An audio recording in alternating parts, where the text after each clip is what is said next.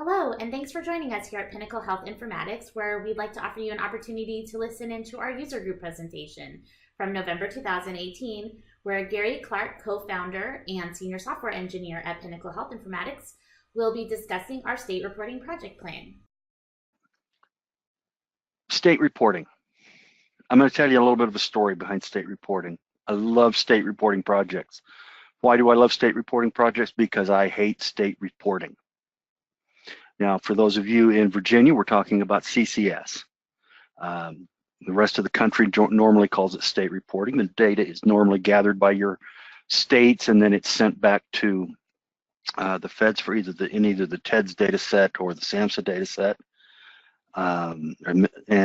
So for those of you that have to do that chore, you'll know that your EHRs have made that a black box. In many cases, it's tied to your billing system. You don't have any idea. I mean, it was programmed by the people at the EHR. You don't really know what's going out. I know when we developed the V1 version of this, which is being used successfully at Hampton Newport News to do their state reporting, the first agency that was implemented with, they're no longer with us. They've switched EHRs and left us.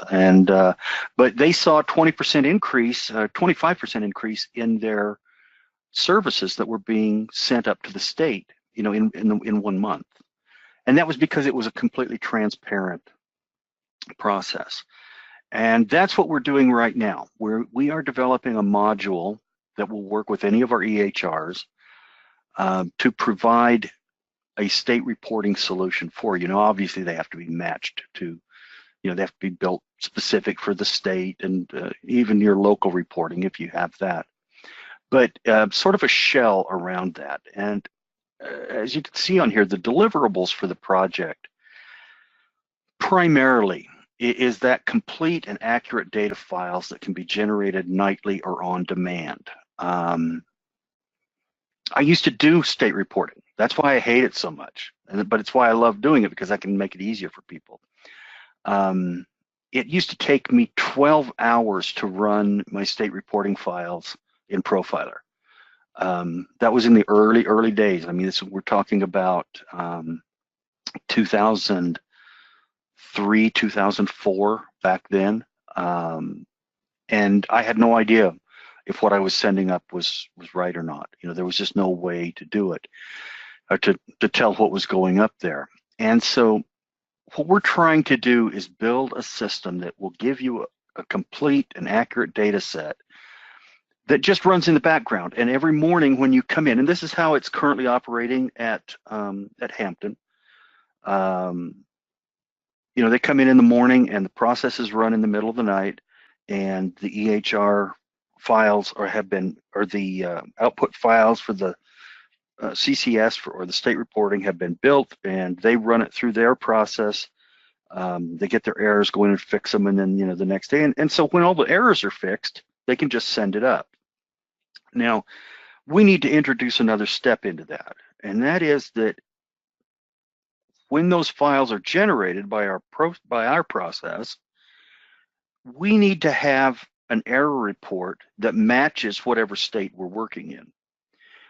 So with CCS, we have a large set of business rules that can go through there, and I'm currently working on that set of rules that are that the data will be pushed through to ensure that before you even run it through their whatever the upload process is, that your data is clean. We're even going to take that to the point where these reports could be sent to the individual providers that are responsible for the data. So in most agencies, there is a single provider identified as the primary on the client team. That person will get all of the errors for the clients that they've been assigned as the primary on the team. They'll get an error report every day in their email, and they can go in and correct it, or they can take it down to billing and have them correct any issues that maybe need to be done. The reports could even be split out. I could envision that so that billing gets certain stuff and The clinicians get some other things. So that's the direction we're moving right now, but we're taking it even a step further. We're going to be introducing a great deal of what's called metadata, and this is just data about the data, so that we can look at our errors over time. And as this goes on, our errors, are they going down every month? Do we have a particular location where the errors are higher than normal, meaning we need to do some training there? That kind of thing. So that's all going to be built into the process. Additionally, we're going to be building, you all have cubes. We're going to actually be building output cubes, or cubes built on the output files for your state reporting. So you can begin to analyze the data from that. The final step in the mix is, with your permission, we would like to provide agencies that are interested in this, as it says here, with cross-agency comparison of data measures using the standardized, de-identified data. Now, what we mean by that is using, say, the TEDS data set and the Federal Mental Health Systems data set. Everybody has that data in their systems. I mean, when I look at Hampton, I see it there. If I look at Lakeview in Florida, I see the same pieces of data. There's always some additional stuff that's added by the state that they want to know about. But those core pieces are always there, and they're always kind of the same. And so that would be great data that we could put into our data warehouse at our secure facility, of course, de-identified. But then you can begin to see how you're doing against other agencies within the Pinnacle system. And so that is kind of our plan right now, and we'll go into more detail about where we're at in the process and that in just a moment. But the idea is to take a load off of the people that are doing the state reporting to make it a much easier process. But more than that, when you submit, I know here in Utah, when I submitted my data, once a year I would get a scorecard back from the state that showed me what my data, what I had sent up. But it was already after the end of the fiscal year. I couldn't fix anything. I couldn't, repair any problems I had. And so if I had a bad scorecard or I misunderstood what a value was, I just looked bad to the rest of the state because it was submitted, that was given out to everybody. And Northeastern Counseling would look bad, and it sucked. And I hated that. The idea is to get rid of that black box, that black hole of data going out. So you can look at your data whenever you want to, and you can see, do our services look right? Are the number of services per provider per month, are we in the ballpark on that compared to the rest of the country? Where do we stand? Are we way low? Are we way high? If you're way high, we'd like to find out what you're doing to improve your productivity and that kind of thing. So that's kind of the direction that we're going to move in. I am just in the process of finishing the output files right now. The tables have all been built, and this is currently being developed on a credible system. That was our biggest need right now. That was kind of the request, so we're developing up there. And we are at a point now where next week on Monday or Tuesday, we'll be testing, running a clean file through the state's submission system to check for errors. That's that first bucket there. And then we'll correct any errors as they come through and they're identified. As soon as that's done, I'll begin developing the error report data marts. And basically what that is with Virginia, we have the business rules all laid out, and we take the output data and we run it through another process that tells us any record that does not meet the state standards, and we can begin looking at that and analyzing. And now I will be building a back end for that, and that's what we call a data mart. A data mart is a SQL table that essentially is created for a specific report. Okay, so in Virginia, we have, it's either 4 or 5 output files. Each of those output files will have a data mart where all the errors go into. And these errors, every time we run the report, will go in there. And so we can see how the data is being cleaned up over time. So the data will, that will get bigger and bigger and bigger and give us a broader set so we can evaluate our progress in as far as how our staff is doing on entry of data, how quickly they're getting it cleaned up. I mean, the ideal solution is that when they enter the data, they get it correct. That's not always the case, though. So with this, we can begin to analyze how our staffs are doing in that regard. QA reports for pre-checking errors, that again is what we're talking about there. As far as then producing reports that we can look at and say, okay, based on the staff that entered the data now, how are they looking as far as clean data entry?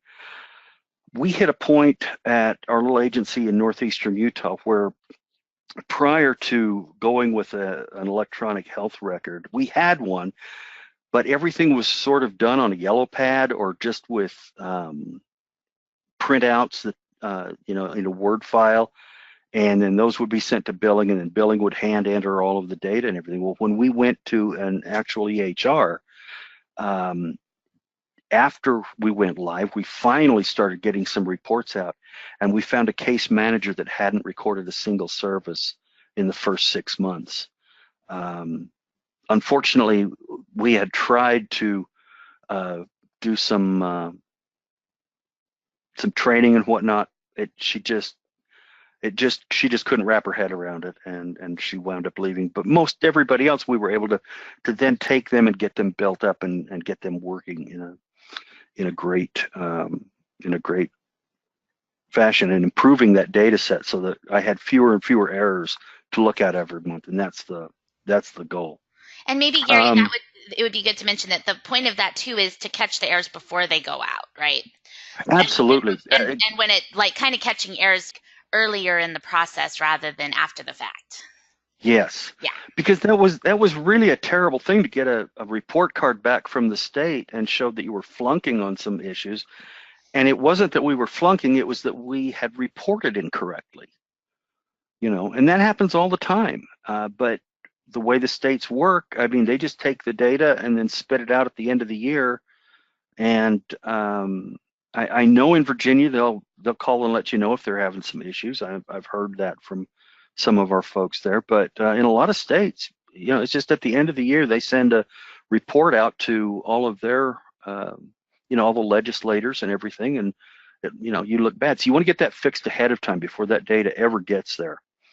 Now, part of that is this next layer, the analytics layer development. And that is a key factor in this, is to give you the ability with your state reporting data to look at it months in advance of that end of year cleanup period. If we can see in July, the first month of the year, that for some reason it looks like our services are way down, then we can look at what may be causing that. Are we not providing as many services, or is it a factor that we have an issue with the way we're reporting? All of these things need to be totally transparent and as up to date as possible, meaning for the data that was entered yesterday, it needs to be in that cube so you can examine it before it ever goes out, and you can start to look for it. One of the things we can do once it's in a cube is we can put data mining algorithms on it so that it can go in there and kind of chug and look for interesting patterns in your data and look for those issues where maybe we're not aware of it ahead of time, but that's going to be, you all know the value of the cubes and how easy they are to work. So all of your state reporting output data and along with the metadata there will be put into these OLAP cubes, and that's that's coming. Beyond that, then we'll be implementing at this agency, and we will be training their leadership to begin testing the data. Actually, training and testing will begin further back. Really, once it starts producing the files, we can begin testing by using it against the state's upload programs, and go from there. So. Thank you so much for joining us for our presentation on our state reporting project plan here at Pinnacle Health Informatics, which was part of our user group meeting in November 2018. If you'd like more information about this project or other projects that Pinnacle is working on, please contact us at info@phidw.com or at 971-409-6931. Have a great day. Thank you so much.